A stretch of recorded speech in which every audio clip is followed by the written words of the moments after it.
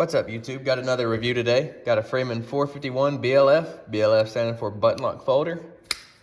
This is I don't know if you consider this a low production, mid-tech, well, low production, one-man production knife. Very limited production knife. Not custom, definitely not mid-tech.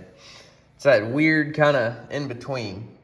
But anyways, this is a $400 knife that I got from the maker directly at Blade Show 2022. This features a carbon fiber handle and a 3 3/4 inch Magna Cut stainless steel blade. The other handle options that come with this knife, not with this knife, but available to purchase, I guess. You can get it in titanium or aluminum. I chose the carbon fiber mainly because I prefer synthetic knife scales. So anyways, let's get into the knife. I said Magna Cut blade. The ridges obviously is the big thing going for this knife. Believe it or not, they cut. Not the best. This is not a cut and slice an apple with cardboard, and this is a pretty robust knife. But it functions. It works. It slices better than a lot of knives I've had. The ridges are bead blasted. You can see I have some corrosion on it, even though this is Magna Cut. I live in middle Georgia, so corrosion is a thing because of the humidity. The ridge is cut fine. The edge is kind of convex, but it's a good knife. It carries big. It carries like a large knife, because it is a large knife. You got a 5-inch handle, 3 3/4 inch blade. It's 5 ounces, which for how big this is compared to the Demco 8015, which is also another large knife, compared to the Paramilitary 2, you can see this is a pretty big knife. PM2 it, and the smallest knife in the world, mid-size folder. And, you know, this is a pretty chunky knife, pretty wide. And it's not far from being the same. But, you know, the milling's nice on the blades. The handle's very comfortable. It's a nice milling pattern right here. Gives a little bit of extra grip, some jimping. Jimping down here, a little bit of a lip on the edges. Got a little bit of jimping up here. It's nice. This can be still kind of slick. You got the Phoenix right there milled in as well. It doesn't really add any grip, but you know, it's grippy enough knife where most cases you ain't gotta worry about it. Maybe if this gets wet, you gotta worry. But I said $400.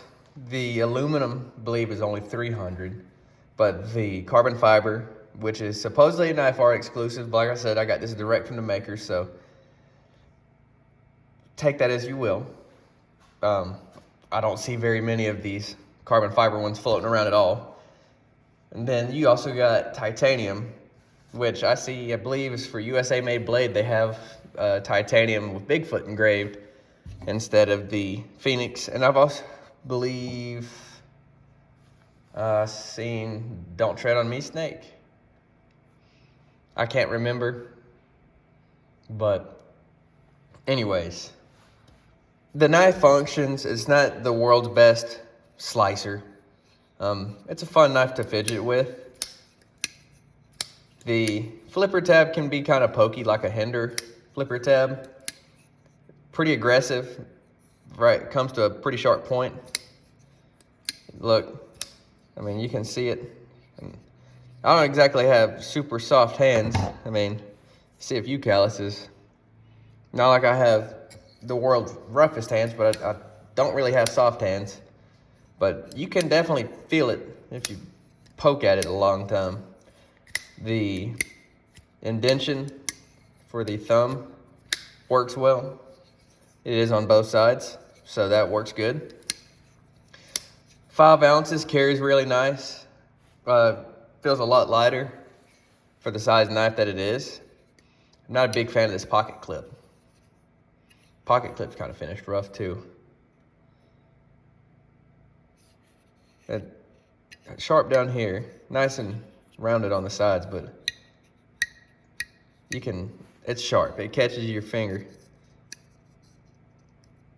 And this will shred some pants, but it works fine. It's just kind of a large and carries very shallow. By the way, this is the bag that the knife comes in. Comes in a little microfiber bag. But that much of the knife is showing when you carry it. So it's a decent bit of knife sticking up out of your pocket. If you can get over the unfinished look of the ridges, which I like it. It's just unique to me. I go back and forth if I want to sell this or keep it, because I don't carry it a whole lot anymore. Maybe somebody wants it and would carry it more, but that's just a good knife. Expensive, yes. Fun to carry, yes. Functions decent enough. And just a decent knife. Jeff Freeman, by the way, designer for Gerber, designed lots of popular knives, so obviously that guy knows how to design a knife. It's just not one of these random guys on Instagram deciding they're a knife designer and farming up production overseas. This guy is designing and making everything himself in-house. So that's nice too. Keep production here. Got a lanyard hole, and this knife does come with a lanyard. I think it was this one specifically, or something similar. Can't remember.